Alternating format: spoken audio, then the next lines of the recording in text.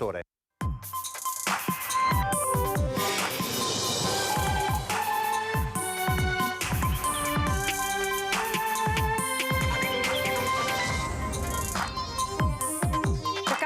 acqua e fango, al grido di Venezia verrà sommersa. Gli attivisti di Ultima Generazione imbrattano la facciata laterale della Basilica di San Marco, le colonne, tensione in piazza, interviene la Digos.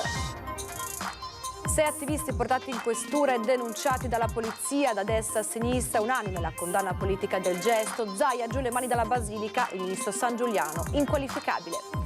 Ho stretto le mani fasciate di Giulia, non l'ho mai sentita così vicina, le parole del papà Gino Cecchettin nell'intervista al Corriere della Sera. Intanto emergono nuovi particolari sull'omicidio di Giulia, in alcuni messaggi sia di testo che audio spediti da Filippo Turetta, Elena, la sorella di Giulia, e agli amici. A Merne un ragazzo e una ragazza hanno distrutto l'installazione realizzata in occasione della giornata contro la violenza sulle donne. Il sindaco nelle immagini si fanno un selfie, voglio trovarli e chiedergli il perché. La rubrica Il tuo presepe, da questa sera i primi video delle natività più belle da voi realizzate, continuate a spedirle. Edizione di Venezia dei nostri telegiornali, buonasera e ben ritrovati. Lo avete sentito, in primo piano la cronaca blitz degli attivisti di Ultima Generazione. Questa mattina a Venezia hanno imbrattato la Basilica di San Marco con fango e polvere mista d'acqua. Sentite. Venezia è condannata! Dobbiamo agire ora! Un mix di acqua e polvere di cacao spruzzato con l'estintore sulla facciata laterale destra della Basilica di San Marco. Del fango invece sulle colonne. È la protesta degli attivisti di Ultima Generazione andata in scena questa mattina poco dopo le 11. Venezia a breve sarà sott'acqua! Non ci sarà più niente di tutto questo! Saremo ricoperti dal fango, moriremo! Gli attivisti sostengono di amare Venezia e di voler evitare che venga distrutta. Nessuno può negare che Venezia sarà sommersa. Le persone qui dietro di me, come me, tengono a questa chiesa, tanto che il fango è già stato rimosso.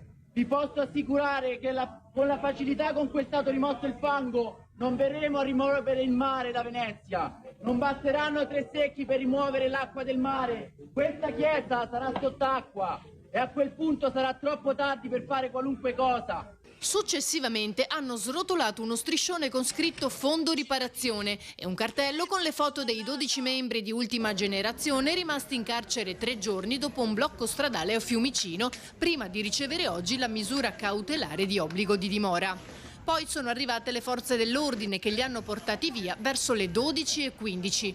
Inevitabile per gli attivisti la denuncia per imbrattamento, ma l'autorità giudiziaria valuterà anche eventuali disposizioni del questore. Le operazioni di pulizia della facciata della Basilica delle Colonne sono iniziate immediatamente. E non si sono fatte attendere le reazioni della città, indignazione e ferma condanna. Lo sfregio di questa mattina perpetrato alla Basilica di San Marco ha suscitato sdegno e rabbia da parte di tutta la città di Venezia, dal sindaco Brugnaro al governatore Zaia. Azioni di fatto di vecchia politica per creare opinione, per farsi notare col fumogeno, con le televisioni. Allora l'appello va fatto ai giovani che non seguono questi esempi. Questi sono veramente esempi che ci portano sul niente. Noi li condanniamo perché sono atti semplicemente vili. Rispetto al massimo le proteste democratiche di tutti, ci mancherebbe, soprattutto se riguardano temi così importanti come quello del cambiamento climatico. Abbiamo appena concluso la COP28 e mi sembra di capire che da lì grandi segnali non ne siano usciti, ma da qui andare a imbrattare la Basilica di San Marco piuttosto che altri edifici direi decisamente no. L'episodio ha fatto scalpore anche a livello nazionale tra le più alte cariche dello Stato. Sia il Presidente del Senato, Ignazio La Russa, che quello della Camera dei Deputati, Lorenzo Fontana, hanno espresso ferma condanna e solidarietà alla città di Venezia. Tra le associazioni e cittadini c'è poi Venezia.com, da sempre attenta sentinella dei cambiamenti in centro storico. Abbiamo anche noi paura e non siamo tutelati dal governo, però non per questo andiamo ad imbrattare dei monumenti come la Basilica di San Marco, e quindi speriamo che siano puniti come è giusto che siano puniti.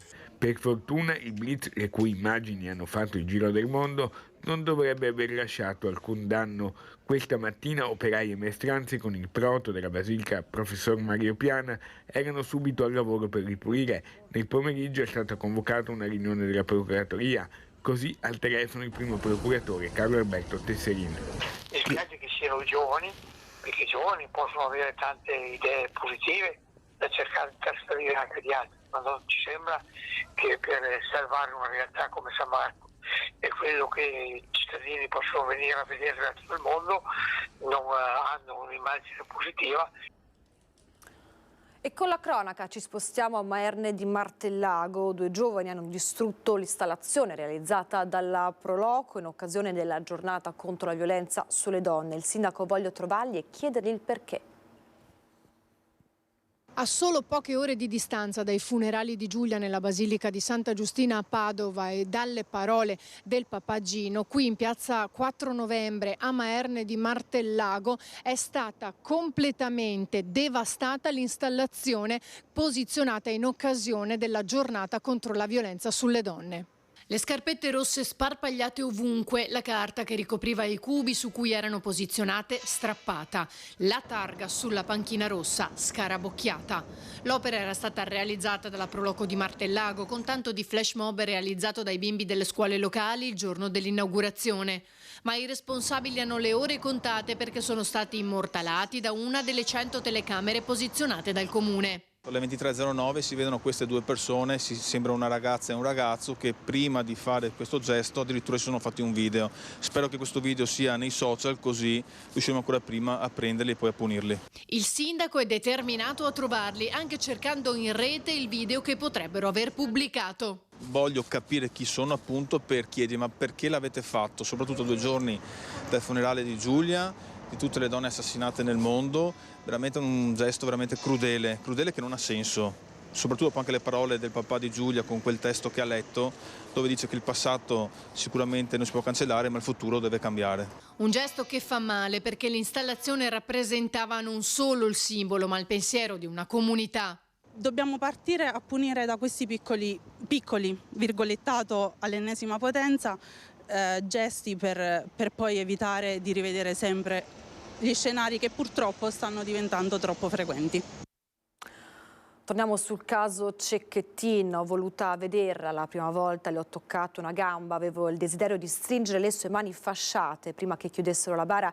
Ci sono riuscito, è stata dura ma l'ho sentita vicina come non mai. Così il papà di Giulia, Gino Cecchettin, racconta in un'intervista rilasciata a Walter Veltroni per il Corriere della Sera l'ultimo tenero saluto alla figlia poco prima che la salma lasciasse l'obitorio di Padova per i funerali di martedì.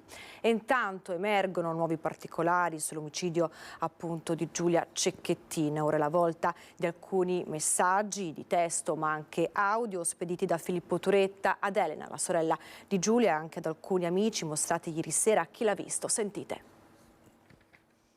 Filippo Turetta voleva dire la sua su tutti gli aspetti della vita di Giulia, una sorta di controllo totale su di lei, con toni apparentemente gentili ed educati, ma con molta insistenza. È quanto emerge da una serie di messaggi che la trasmissione Chi l'ha visto ha mostrato e di messaggi audio che ha fatto sentire nell'ultima puntata. Messaggi inquietanti alla luce di quello che è accaduto, che fanno pensare a un ragazzo possessivo che voleva mettere bocca su tutti i dettagli della festa di laurea, ad esempio, una festa che non c'è mai stata, e poi che si nervosisce perché Giulia ha spento il telefono, non l'ha richiamato. E allora insiste con la sorella di Giulia, Elena, perché le dica di accendere il telefono e di contattarlo dopo troppe ore, a suo dire, trascorse senza farsi sentire. Ciao, scusa, puoi far accendere il telefono alla Giulia e farglielo lasciare acceso? No. Perché? No, non è giusto. Non può non cagarmi per tutte ste ore. Mi aveva promesso ieri che mi scriveva durante la giornata. Digli almeno che ti ho scritto. Filippo, dalle un attimo di respiro. Di respiro da cosa? Mi aveva promesso che mi mandava qualche foto e video della giornata, scusa. Grazie. Quanto alla festa di laurea, anche lì Turetta vuole controllare i contenuti del papiro, il disegno con le passioni e gli aneddoti sulla vita di Giulia, ma anche sul tipo di bevande alcoliche, gli scherzi e lo svolgimento della festa. Volevo chiederti un'opinione perché ho raccolto tutti i dettagli che avevamo scritto per la caricatura, no, sulla chat eccetera, e ci stavano tutti, però c'erano tipo proprio un paio di cose, una o due che, non saprei come dire, ma ad esempio le tisane, cioè alla Giulia non piacciono le tisane, anzi da quello che so lei beve proprio, non le ha mai bevute quasi, anzi per lei sono d'acqua sporca eccetera, però qualcuno l'aveva detto e quindi cosa facciamo? Lo diciamo lo stesso da mettere nei dettagli oppure cioè a meno che tu mi contraddici e dici che è una sua caratteristica della Giulia, ma non mi pare proprio, quindi possiamo anche tralasciarlo, tipo questo dettaglio che hanno scritto. Poi per il bere anche lì qualcosa di non eccessivo per quanto riguarda l'alcol, perché poi rischia anche mal di testa forte, poverina magari. Durante la trasmissione, infine, si parla di alcuni appuntamenti allo sportello psicologico dell'ULSS 6 Euganea, anche se l'ultimo non si svolgerà mai, perché il giovane era già in fuga sulla sua Fiat Punto verso la Germania. E ora qualche istante di pubblicità, torniamo tra poco. Edizione di Venezia dei nostri telegiornali, ben ritrovati. Torniamo in primo piano con la violenza contro le donne, vita e libertà. A Venezia sono oltre 200 gli studenti per la presentazione del docufilm contro la violenza alle donne. Ecco, la libertà è così. Ci se ne accorge di quanto sia importante averla quando la perdi. Da Venezia un ponte verso le donne che lottano per la vita e la libertà, un ponte specifico, quello per le donne dell'Iran. Così nel documentario Donna, Vita, Libertà. A firmare la pellicola la giornalista veneziana Giovanna Pastega, che racconta i diritti violati attraverso le testimonianze di 3 donne mediorientali. Così, nell'ambito delle iniziative di sensibilizzazione alla lotta contro la violenza sulle donne, è presentato nei giorni scorsi all'Ateneo Veneto, alla presenza di oltre 200 studenti degli istituti superiori di Venezia. Solo così le cose cambiano, perché la somma delle azioni degli esseri umani cambia la storia.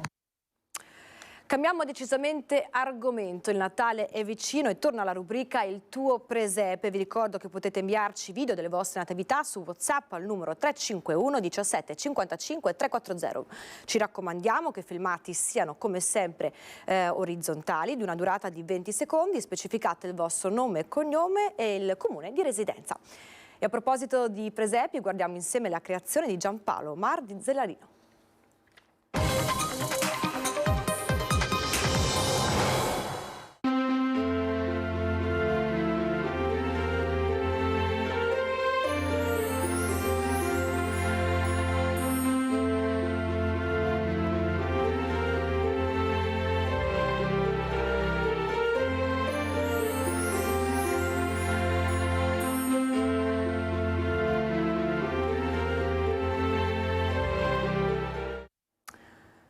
E con i vostri presepi chiudiamo il telegiornale. Da Venezia è davvero tutto, vi lasciamo le previsioni del meteo, grazie per averci seguito e una buona serata a tutti voi.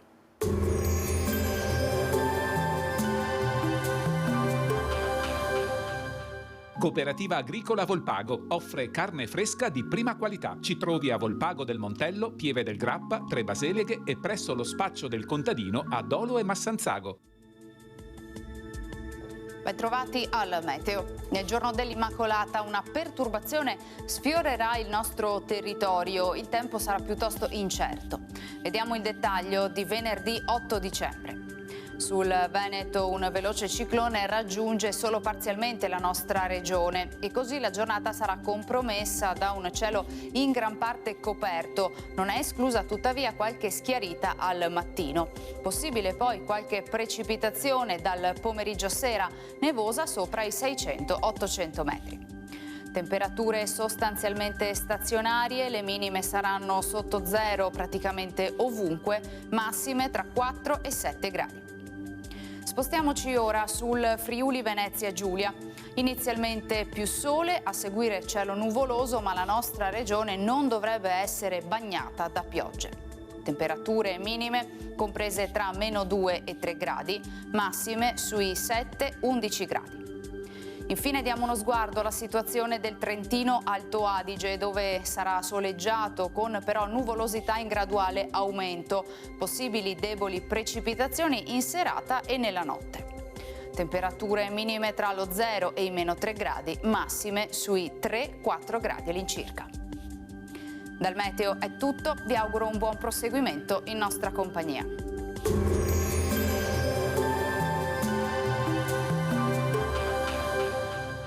Cooperativa Agricola Volpago offre carne fresca di prima qualità. Ci trovi a Volpago del Montello, Pieve del Grappa, Tre Baseleghe e presso lo spaccio del contadino a Dolo e Massanzago.